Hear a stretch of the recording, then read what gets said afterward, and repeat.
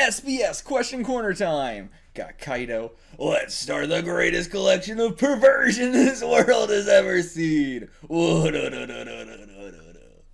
Yeah, that's my SBS. It's been a while. I am ready to get back into the greatest collection of perversion this world's ever seen. Question. Flowchart for this volume's SBS. 1. SBS starts before Odachi can initiate it, like always, haha. Number 2, question comes, Odachi snaps. Question 3, a question comes, Odachi acts dumb. This is where Odachi's brilliant at picking letters comes in. 4, SBS ends, makes super funny snarky comment. Start the SBS. We're just really, what else is the SBS? What else is the SBS? I feel like, you're missing, it should be, question comes, Odachi snaps. Question comes, Odachi gives actual answer. Question comes, Odachi acts dumb. That's the SBS. Oda can't initiate the SBS. He snaps at someone for being stupid. He answers an actual important question. He acts dumb. We act in the SBS. That's the SBS, baby. Let's watch it unfold. Number 1. Whoa. That's not always that predictable. In fact, it's starting off differently this time. Finally, at last, I'm going to be the one to announce it. The SBS already started. They started it with their pen name. We've done that so many times already. Please let me start the SBS. I'll give you the Malay dumplings between my legs. Shut up, you sicko! Yep. There we go. Get the snap. But now we're gonna get the dumb one. We're not gonna get the actual answer to a question because it wasn't in the flow chart. As much as that's normal, honestly. In chapter 825, you do Chopper delightfully eating the cotton candy rain that fell from the sky. If porno mags fell from the sky, what would you do, Odachi? Here! Shiname Muni, that's gotta be, porn falling from the sky is his name.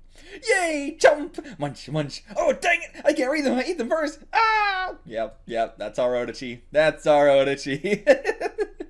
Hope this letter finds you well. Presume the woman referring to Vice Admiral Garp as Garpy in chapter 907 is Momosagi, you introduced in the SBS section of volume 74. Oh, okay. And as is the fellow calling Momosugi ma'am, the Shatan who appeared in the SBS of volume 75. Also in Film Gold, I believe he was. That's correct. They also had secret cameos in Film Gold. Oh, they both did. So we have Momosagi. Her real name is Gion. And she is skilled at parlor games, uses her seductive hospitality to lure all kinds of pirates into trouble. Likes green tea over rice, yatsuhashi rice, and flower sweets. Momosagi is Pink Rabbit. Shatan, or Tokikake, Shatan being brown pig? Is that what it was? Yep, his is brown pig. He loves pretty women, treated like an outcast among the Navy, but the civilians like him for some reason. It's because he's very homey, he's very down to earth, he seems like a really good guy. So he likes raw egg over rice and fried tofu fritters. They're both very Japanese, as well really all the admirals are. Gets along with Fujitora very well. Okay, yeah, I can imagine that. Uses the famous blade, Konpira, and like a little sister to Suru, age unknown. Hello, Oda-sensei. Please tell us the hobbies and most and least favorite foods of the 4 Revolutionary Army captains. Tatsu. Oh, we're gonna have to do this again with the vice captains. Hobbies. Morley, maybe an ant farm. Lindenberg, just, fixing up shit, taking things apart and fixing them back up again. Inventing would be his hobby. Bello Betty, gambling. I don't know. That's gonna be my guess, gambling. And Kodasu, what would Kodasu's hobby be? Bird watching? This is so simple, but what do we got here? Okay, Kodasu's hobby, volunteering. Oh, he's very nice. It makes a lot of sense why he joined the Revolutionary Army. He likes sausages, and he hates chicken dishes. Okay, so we're going to be a little more generic here, actually. There's no universe in which you'll be able to guess their favorite and least favorite foods, though. Lindenberg, hobby board games. Okay, I'd get along with him. Likes hamburger steak, hates cookies. I don't hate cookies, but I'm not a big fan of cookies. But I think I would get along very well with Lindenberg. Then Bella Betty, hobby vegetable garden. Not what I was expecting. Likes almonds, hates mayonnaise. I'm not sure if we're going to get along, Bella Betty. I'm not sure if we're going to get along as much as I would like to. And then Morley, hobby karaoke and underground walks. Likes banga kauda. It must be a fish or something. Nope, hates fish, so I'm not sure what the hell it is. Okay. But interesting hobbies with all of them. I think Morley's the only one that I think, fits very well with them.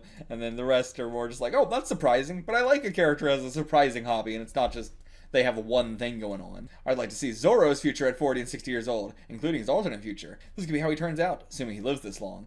Age 40, Zoro 4-sword style. Age 60, Zoro 5-sword style. He just keeps going up. I love the idea, after all, the idea of like Zoro at the end of One Piece, defeating everybody, defeating the world's strongest swordsman, Mihawk, and going, I mean, 4-sword style sounds pretty cool too, and then getting so old and going, I gotta try 5. Bad future at age 40. Don't put that sword in your mouth. Don't do it, kid. Wounds on the back are an ouchie ouchie.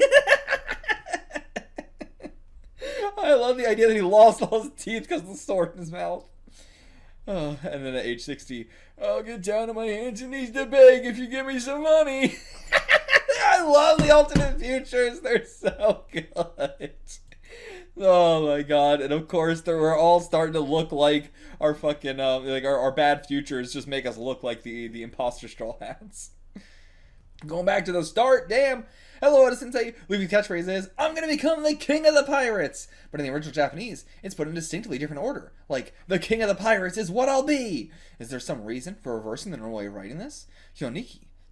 So okay, even in Japanese, it's not like the typical way that you would write it. My goodness, this question after 90 volumes? I guess you got really curious. As a matter of fact, about 20 years ago, when the TV anime series was starting, the producer, Mr. Shimizu from Toei Animation, whom I call the father of One Piece, asked me the same thing.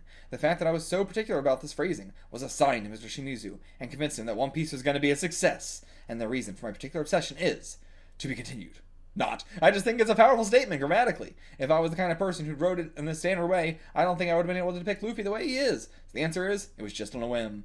It's a shame that we don't get that in English then. That for this whole series, the anime, manga, dub, all of it all, it's I'm going to be king of the pirates. Not the king of the pirates is what I'll be. But that makes so much more sense because I love it when Luffy does say that in the manga, which he does in the anime, but it's never like in that direct way. Like in Wano, when Kaido is like, we're gonna go get the One Piece, and Luffy's like, the One Piece? That's the thing I'm gonna get. Like, I love when he says something like that, where he's responding to someone else saying it, like, well, I'm gonna be the Pirate King. The Pirate King, that's the thing I'm gonna be. Like, I like that phrasing of it a lot. And so to find out that is just the normal way Luffy always says it, but it's never been translated correctly, damn. But yeah, like saying I'm going to become the king of the pirates is very childish. Saying the king of the pirates is what I'm going to be is how an adult would say it. It is how someone who is actually aware of what that means and the difficulty would say it. And Luffy isn't at that point, so, I could see maybe a change, might make more sense even. But, it shows that Luffy has had this idea fully formed and is serious about it from the get-go. It is not a childish, I'm going to become the king of the pirates. It is the king of the pirates is what I'll be. It is, bringing it into existence. I do really love knowing that. I have a serious question for you, Odachi. Does the fact that it's called Pangea Castle and Mary Jo mean that all the continents in the world could fit together like a puzzle? I don't think so. I think it's just alluding to that. Making them all one piece. Pangea Castle is located at the center of the world, so I think it makes sense. Shokunin from somewhere. I think that does make sense, but I think that's going to be an end of the series thing. The whole thing, like maybe Luffy destroys the Red Line, all the, water comes together, so then we have like a Pangea of water, that's the all blue, but I don't think in the One Piece world that all the continents were together at one point, but I mean, I guess they might have had, if, thousands and thousands and thousands, millions and billions of years ago, perhaps, honestly, maybe, but I'm not sure if we're going to be looking back that far. The continent of Pangea is the name of when all the continents of the world formed a single landmass eons ago. So why did I choose that name in particular? I'm not saying, lol. Okay, maybe we will do something with it. Maybe we will. But it's probably not going to just be that simple, to be fair. Or there was just a lot more land before and, it was destroyed and water made... I don't know if that makes sense, but... Either way, there's something. There's something. Maybe Mars, or not Mars, sorry. Mars, the moon, we know people have lived on the moon before and we have aliens and stuff like that, and a lot, definitely, there's a lot of theories that we've come from the moon and stuff like that. That's where we were first. So if the moon was Pangea, could be something. What is Morley's power? Did we not already go over it? Isn't it he's got, it's not the dig fruit, right? It's push, he pushes stuff around so he can push his way through the ground and everything. Also in chapter 538, Ivankov said that there was a prisoner with digging devil fruit powers. Like, maybe it was just a digging devil fruit powers, who created New Kama Land. But yeah, so Morley was the one who created New Kama Land and stuff like that. Does Morley have anything to do with that? Since giants are so long-lived, is it possible that Morley created it ages ago? Yep, you got it! Morley's power is the push... Okay, so it is the push-push fruit. Okay. But yeah, I mean, of course you would describe it as a digging ability. It's the ability to push things aside without breaking them, so you can bury things or create caves underground. He, or she, is now 160, and was captured over 100 years ago, when he or she was a violent pirate, and that's when they created that space with an impel down.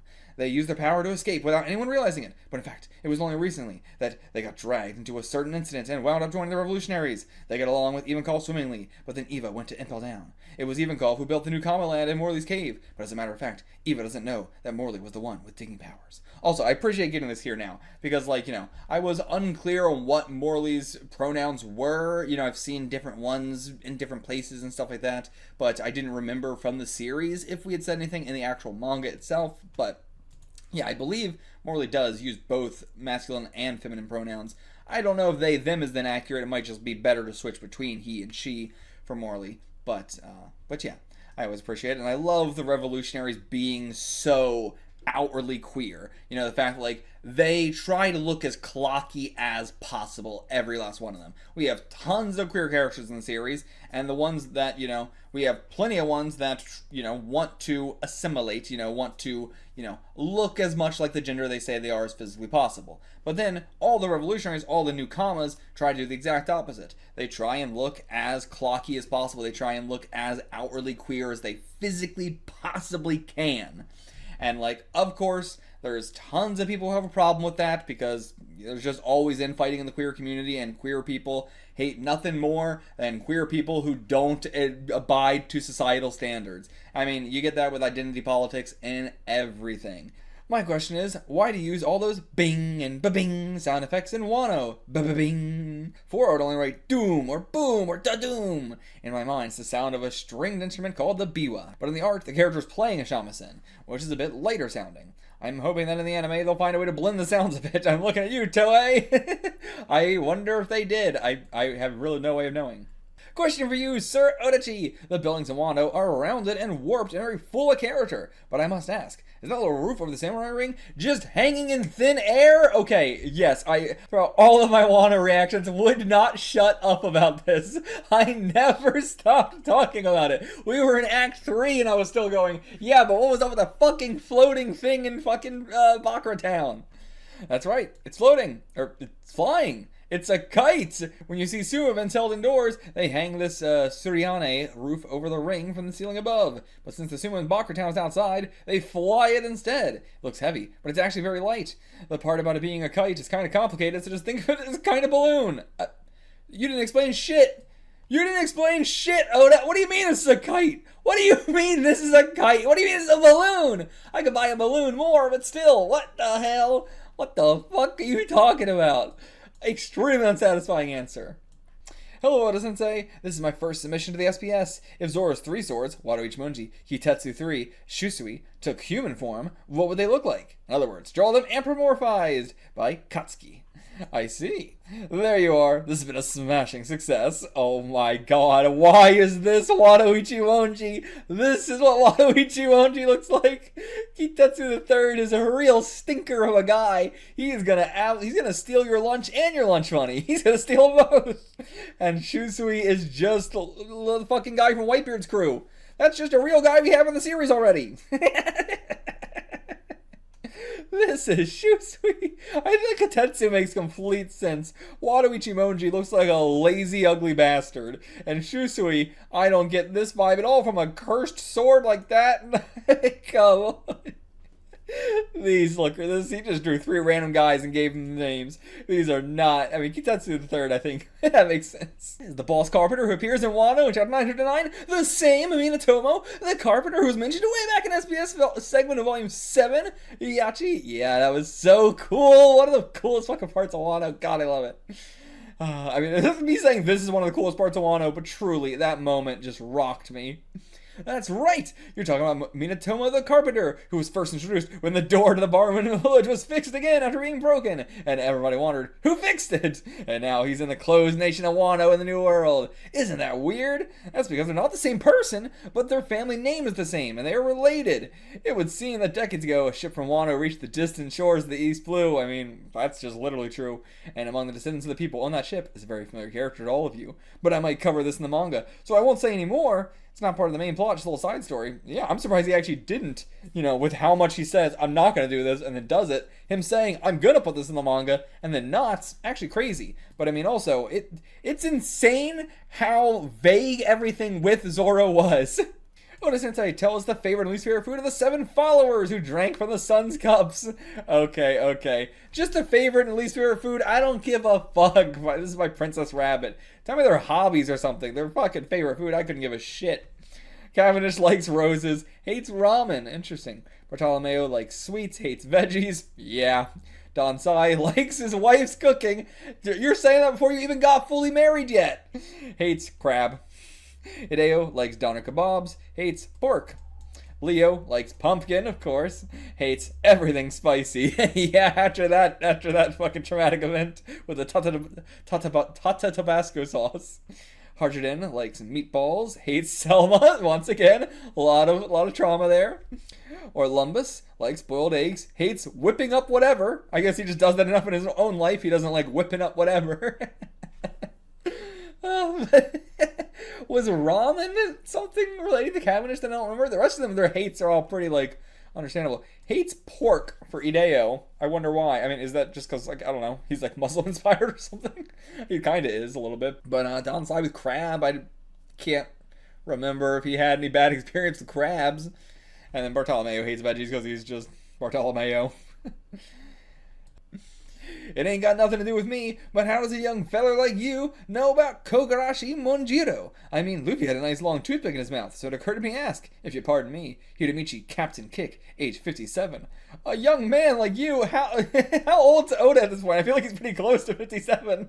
Oh, he's only 50 now. So yeah, this guy was probably 10 years older than him at the time or something. Got a question from a 57-year-old. That's right. There's an old movie called Kogarashi Monjiro, originally based on a novel, and the character always has a toothpick in his mouth. Sometimes he even spits it like a blowing dart. He's really cool, but don't try that at home. It's dangerous. Oh, and speaking of period piece references, Napping Kyoshiro is also a novel series called Sleeping Kyoshiro. Okay, but this guy doesn't sleep, he just naps. But yeah, cool. He didn't answer at all. Didn't answer him how he knows about it or where. That's something I'd be curious. Is this something that Oda watched when he was younger, or is it something more recent that he has watched? I'd be very curious, but no answer. Odachi, I have a request. If any of your readers write to say, please join Nami and Robin in the future, do not oblige them. Please. 420 land. This is a bit, right? You want me to do it? Well, do not. So, okay, hold on. Do not. The first not is, don't do it. Then do it. Then don't do it. Then do it. Then don't do it. So, this is don't do it. But he did it anyway. I imagine, the reason why you would say don't do it is because he doesn't want to see them with their alternate futures. But we're going to get to see it with their alternate futures. Age 40. Come back again when you're all grown up. Damn! Cougar Nami! Age 60. Me? Oh, actually, I'm over 40 already. Her saying she's over 40 when she's 60. It's so hot when a girl says, don't ask a woman her age, or lies about her age. It's hot. It's so hot. And she's looking like Shocky. Looking like Shocky there. And here, she's just looking still fucking 20 here. God damn, Nami, god damn. But age 40, looking like I don't know, like any specific character, just looking like some old hags. I said, give me your money! Hey, you want to buy a magic vase? Guaranteed to work. I think this scenario and this, both of what she's saying could just be for these as well. It's really just the looks that's the bad future here. But Nami would do any of these any day. She would say, hey, give me your money. Any day. She's probably done that in the series already. And, hey, you want to buy a magic vase? Guaranteed to work. I imagine she would say that at any point in the series. There, draw Nami. I'll do Robin later, someone asked for her. Yeah, don't want to blow your load too early. Oda's really pacing himself out so much more with this stuff. Oda-sensei, you've drawn Hawkins and Wano with a very cool-looking animal. What is it? Is it local to Wano? Shion. Ooh, a little cross there as well. But, Koma deer. Okay, so they're all the Koma animals. Okay. So, yeah, we got the Koma Inu, then we got the Koma deer, Koma birds. Ooh, okay, yeah. Those are the ones we were riding around town. And then the Koma Dane. Not Koma dog, because they already got Koma dog, so Koma Dane. Even more specific. You know about how we saw Koma Chio, the Koma Inu, right? The lion dog. That's a Koma deer. There are other species like Koma birds and Koma Danes, a special fur like flames, all unique to Wano. There are a bunch of species, but it's hard to fit them all in. And I imagine a Koma was the gorilla one as well. We had Koma Inu, and then we had another one. I don't remember its name. Wasn't as important. Why are the clouds of Wano? I mean, why are your farts different from the usual farts? King of Cordo lovers. Aww. But yeah, we do have all the weird clouds in Wano. But they're drawn like an ukiyo painting, right? Are you saying what I think you're saying? Have you been under the assumption that all these things you see float in the sky are my farts? They're clouds! Clouds float in the sky, not farts! And yes, they look different in Wano. Since this Wano been trying to make everything look more like the classic ukiyo paintings. Yeah. Ukiyo-e. Is it ukiyo-e or just ukiyo? The E is silent. I don't know. And that's why they're different from the usual farts. So they are farts. Is Kaido in dragon form just farting and then grabbing the farts and climbing with them? He's just climbing on his own farts. Oh, we've lifted Onigashima with a bunch of big farts. Momo couldn't make his own farts. How does Kaido fly when he's in dragon form? The crane from back then. I heard that Asian-style dragons fly by grabbing farts. I wish. So Kaido is creating clouds and walking across them to move in the air. Nope, it's farts.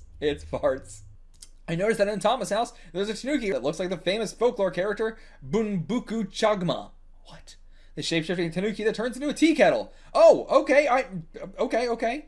I don't think she tamed that with her devil powers. I'm guessing there's a sweet and touching story behind it. Am I right? Ryota Ehara. Ooh, I'm curious what the actual story behind it was, because I think the only thing I knew about this was just like that's his nutsack right there that he's standing on. That's his nutsack. As Tanukis all have ginormous nutsacks. That's just in the folklore. But I didn't know he was a specific reference to a character, Bunbuku Chagma, the one that shapes us into a tea kettle. You noticed him, huh? As a matter of fact, that's a tea kettle that ate the dog fruit. Still, what does this mean? What does this mean? We are 1,000 chapters. I mean, at this point, we're 900 chapters into the series. We still don't know what that means. I love the usage that we keep saying of 8. 8. Because, it can't be that, right? But also, we've done so much shit in Egghead and it hasn't come up yet.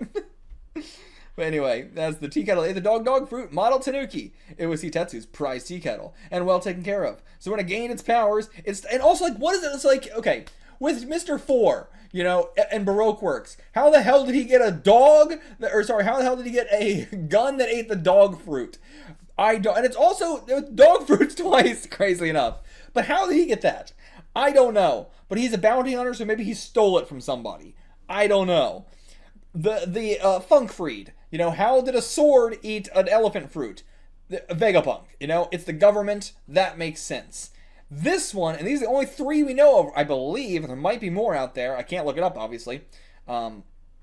This one as well. How the fuck did this happen in Wano? How does it... That makes me think it can't be a Vegapunk thing. It can't be a world government experiment thing. It can't be that you're injecting devil fruit stuff. Literally, a tea kettle ate the dog fruit. How did it do that? So when it gained its powers, it stuck around with Kitetsu and Otama. Since it's alive, it can't be put over a fire. It's just a pet that can't boil water anymore. Useless. However, there's one thing I wanted people to notice and point out, and nobody sent any letters about it. I mean, because you didn't make it obvious at all. Nobody noticed this, and I understand why nobody noticed this. But, because I have to announce it here, look closely at little Bunbuku there. He's sitting on his own balls! Lamau! Oda saying Lamau! And nobody noticed! I was cracking up to myself when I drew it! Oda. Oh, but yeah, I feel like there's quite a bit from these SVSs that I actually do know, and I wonder if that's going to be the case going forward as well, just because It's like a lot of things where, you know, if you're going to watch Lord of the Rings with somebody, they're going to tell you, hey, did you know he broke his foot there? If you're reading One Piece, and I watch a lot of people read One Piece, you know, people like to point out, you know, oh, by the way, in the SBS, or even in the anime, you know, plenty of people love to point out, like, by the way, did you know that Tanuki was standing on his ball sack, Lamau? You know, there's tons of shit like that. What's the name of Whitebeard's enormous Naginata weapon? Is that one of the supreme grade weapons? Mizumoto. It's called Murakumogiri, which means cloud cutter. It's a supreme grade. Ooh. A question for Odachi. Onzo, Kinemon seemed unfamiliar with the concept of the transponder snail. But now that we're in the Wano arc, there are cylindrical transponder snail lookalikes. Does that mean Wano developed a new means of communication within the last 20 years? Topi Fleet Commander Ota.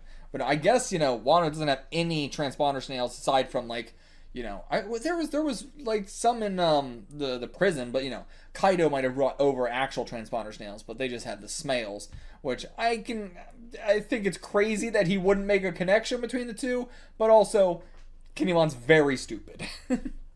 That's right. As Usopp explains in chapter 934, there are river snails that send mental signals. They became common in the last 20 years. Okay, so never mind. Just straight up, they were not around in Kinemon's time. And now they're a common tool used around Wano. They also have light scroll snails that are similar to visual transponder snails. But yeah, I suppose it's like, you know, if Kinemon was in like Showa era, then went ahead 20 years into Heisei era, and was like, what? They got cell phones now. They also have light scroll snails that are similar to visual transponder snails. The one weakness is that their signal strength is a bit weaker than transponder snails. And that's it. See you next week. But yeah, so then they had to have the, like, booster snails as well to boost the message. We all know that the naming pattern of the Navy Admirals is a color plus an animal in Japanese. I'm imagining that there must be some kind of deliberating body within the Navy that determines the Admiral names. Could the man in charge of this body actually be the legendary Vice Admiral Mingheim? I mean, it has to be, right? Iroha. Yes! How did you know about him? There are other Navy members who have nicknames like that, but, not just the Admirals, but they're all named by him. Okay, there's other Navy members who have nicknames like that? I guess, is he talking about the, like, Reserve Admirals? But they're still Reserve Admirals, but otherwise, I'm not sure who has a nickname in the Navy like this. Or does it just mean, like, all the nicknames in the Navy are handed out by Vice Admiral Namingheim? Namingheim. I'm gonna name the hell out of you.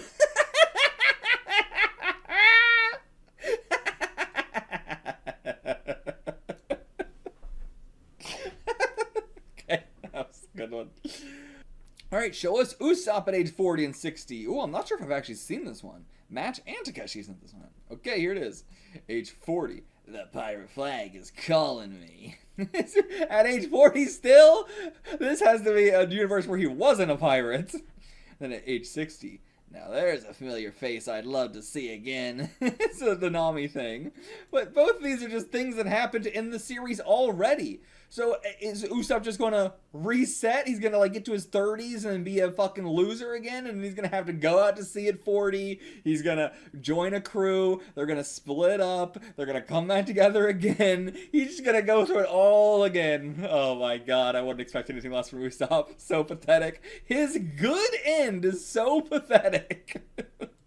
Cool to see he's got some tattoos and stuff, and he's got a scar actually. That's cool to see. And his nose shrinks. His nose got smaller. And yeah, the like beard and mustache looks good on him. I like it. But sad to see that he's not going to change at all. He's just going to stagnate for his whole fucking life. Alright, then bad end, age 40. Luffy's my underling, you know? In a different future. It was both in a different future. These feel like in a different future too. And if these are our future, then man, Usopp, pathetic. But Zoro, oh yeah, he's my underling. This is the bad end. This feels like just the trajectory Usopp's already on. This is just Usopp at the beginning of the series. But the tree on Shunwaru's head is from a Rakugo routine called Atamayama. Why can't I say this? Atamayama. Right? So where does the tree grow out of your body, Oda-sensei? Kinbo. That's right, there's a story in Rakugo called Atamayama, meaning head mountain. It's a strange and surreal story where a little cherry blossom tree grows out of a man's head, and then everyone goes up onto his head to watch the blossoms fall. What? Now you ask where the tree grows out of my own body. Obviously, my crotch!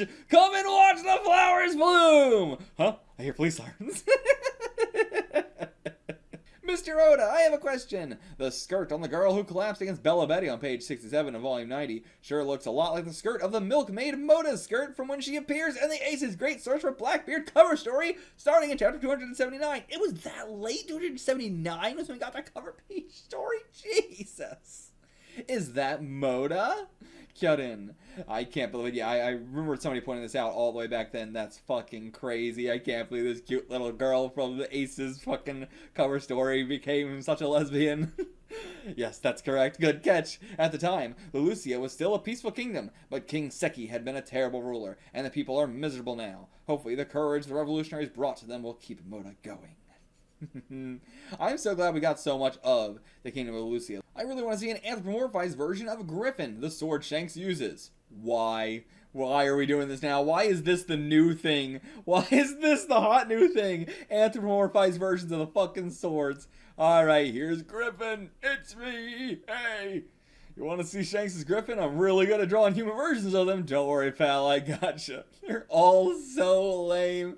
I like that he's got a little frilly collar, though. It does feel fitting. You know, as crazy as Oda is with these, you know, it's a little bit fitting. You know what? I can see it. I can see it. In chapter 931, Soba Mask, Usopp and Frankie are complaining about Sanji's wonderful character name, clamoring for a chance to give him a name of their own making. Now I'm wondering what that name would be. In fact, why don't you just tell us what all the Straw Hats would name him? S. Masay. But yeah, okay. So before we look at that, so Frankie and Usopp, what would they have named him? I feel like Frankie would have named him something just like Pervert Mask. And Usopp would be something actually cool, I think. But I don't... Usopp might just say, go with Stealth Black, just be Stealth Black. But I feel like both would just say... I think Frankie would say Pervert Mask, Usopp would say Stealth Pervert. I truly feel like that's what they would say. And what name would I give Sanji this one? Like, Stealth Black is so good. Invisible Prince, maybe? I think I'd go Blink Prince. I like that. It's got a cool, unique consonant sound to it that I like.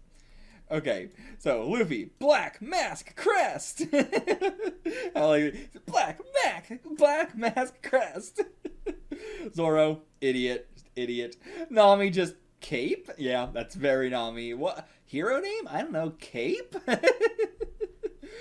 Usopp, Lightning Skyzer. Okay, that's cool. It's not very fitting, but it's cool. I do appreciate Usopp had a cool one. Robin, Unfortunate Mask. Chopper, Go Sanji. Oh my god, he giving a fucking mecha name or Sentai name. I mean, I guess he is very Sentai. Frankie, Black Rolling Destroyer. Okay, Usopp and Frankie would have actually come up with decent names. Everybody else's sucks, but theirs, you know, they're pretty good. Black Rolling Destroyer, pretty good. And of course, Brooke, Jealous Sea Women's Bathman. Why is it gotta be a C? Jealous Sea Women's Bathman. Okay, these are all lame. Which one would you go by? I'd go by Black Rolling Destroyer for sure. Lightning Skyzer is pretty cool as well. Question for Odachi. Does the teacher with the elongated neck have devil fruit powers? Or is she part of a special race? Masajudo the Ronin. Yeah, she's the snake neck people, right?